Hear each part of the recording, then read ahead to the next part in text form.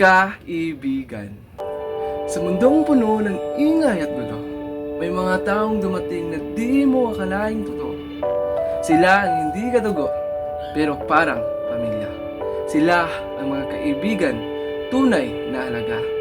Kaibigan. Ikaw ang sandalan sa gabing madilim, ang kasabay sa tawanan, sa lungkot at aliw. Sa bawat pagsubok, di mo ako iniwan. Sa bawat luha, kasama kang lumaban.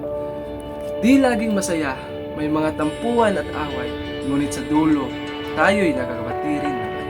Sapagkat ang tunay na pagkakaibigan ay hindi natitinag ng pandaliilang tampuhan. At sa oras ng paghihina, ikaw ang naging lakas.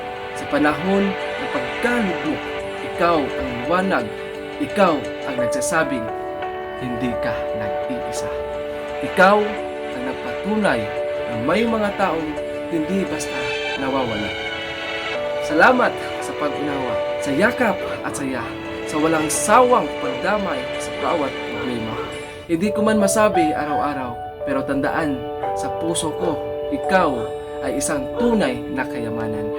At kung isang araw ako'y manghina at maligaw, kung ang dating sigla mapalitan ng pag-alinlangan, kaibigan, ipaalala mo sa akin na minsan may mga taong naniniwala at hindi sumuko.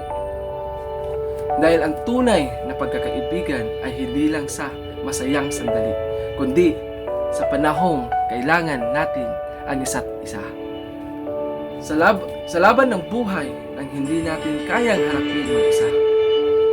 Kaya sa iyo, aking kaibigan, sana di magbago sa hirap at ginawa, magkasama tayo. At kahit lumipas ang taon at panahon, tayo pa rin magkakapit bisig magkaibigan ngayon at ngayon.